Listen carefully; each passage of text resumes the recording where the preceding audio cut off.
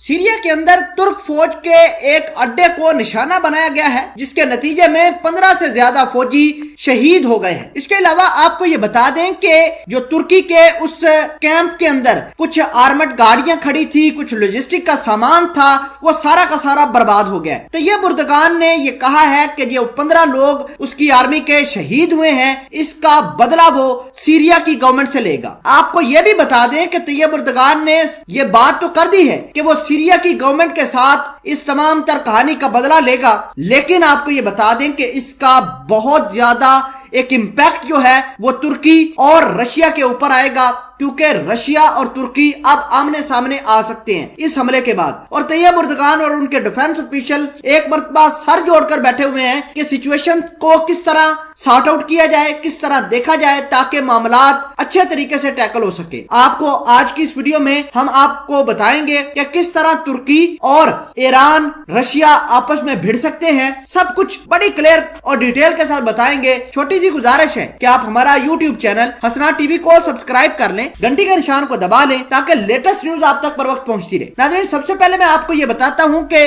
Syria के अंदर तुर्क फौजियों के साथ हुआ क्या है। सीरिया के अंदर तुर्की का एक फौजी अड्डा था, उस जगह का नाम था इदलिब। इदलिब के सेंटर के अंदर जो रीजन था, वहां पर तुर्की की फौज ने कब्जा किया हुआ था। वहां पर फौजी इनके रहते थे तुर्की के, और इतलात ये हैं कि तकरीबन 2 से 2.5 हजार के करीब वो फौजी कंपाउंड की कैपेसिटी उसके पास थी। अब तुर्की, पूरी दुनिया को यह पता है कि तुर्की जो है आंखों में आंखें डालकर बैठता है। तुर्की ने 2011 से लेकर 2020 तक जितनी भी फॉरेन पॉलिसी थी या उसके जो जंगी बहाज थे, इसमें बहुत ज्यादा एक्टिव रहा है और दुनिया की नजरों में आ गया है तुर्की। बेशक तुर्की एक नेटो का मेंबर था, लेकिन तैयब उर्दगान ने ऐसी पॉलिसियां अपनाई जिसकी वजह से उसको न सिर्फ यूरोपीय यूनियन के ममालिक बल्कि अमेरिका भी प्रेशराइज कर रहा है। अब हुआ कुछ यूं है कि उस एयरबेस के ऊपर या उस फौजी कंपाउंड के ऊपर तुर्की के एक हमला होता है, जिसके नतीजे में तकरीबन 14 से 15 लोग जो हैं जान भाग होते हैं। साथ ही जो तुर्की की कुछ आर्मड गाड़ियां थी वो भी तबाह बर्बाद हो जाती हैं। अब हुआ कुछ यूं है कि तुर्की को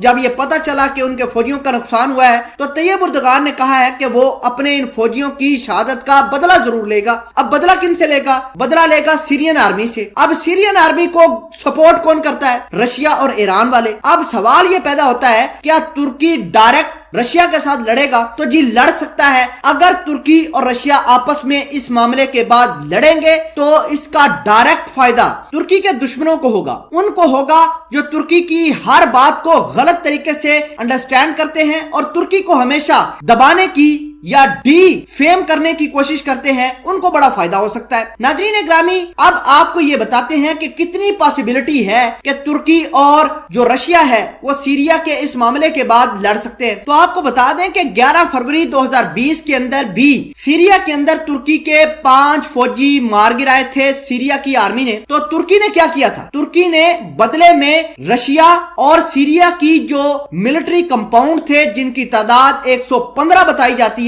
उनके ऊपर हमला किया था और 110-12 के करीब तो मुकम्मल तबाह कर दिए थे। और तुर्की ने इस तमाम तर कहानी की जो वीडियोस, फुटेजेस और ब्रीफिंग अपनी ग्रैंड पार्लियामेंट को भी दी थी। नाज़रीन ग्रामी, आपको यह भी बता दें कि अगर तुर्की के उस वक्त 5 फौजी जाबाक होते हैं और रशिया का एक उनका हेलीकॉप्टर भी तुर्की वाले गिरा देते हैं, लेकिन अब तो 15 लोग जाबाक होते हैं तुर्की के, क्या अब एक्शन नहीं लेगा? तो डेफिनेटली ले सकता है। अब आपको यह बता दें कि तुर्की बड़ा इंटरनेशनल अरीना के अंदर बड़े अपने मामलात को अंडरस्टैंड करके आगे चलता है। अगर रशिया और तुर्की की फिलवक्त के लिए लड़ाई होती है इस मामले के बाद, इन हमलों के बाद, तो ये जो ब्लॉक बना रहा है पाकिस्तान, तुर्की, ईरान का, ये तो बर्बाद होगा ही होगा। साथ अमेरिका को पाकिस्तान के ऊपर, चाइना के ऊपर लेवरेज भी मिल सकती है।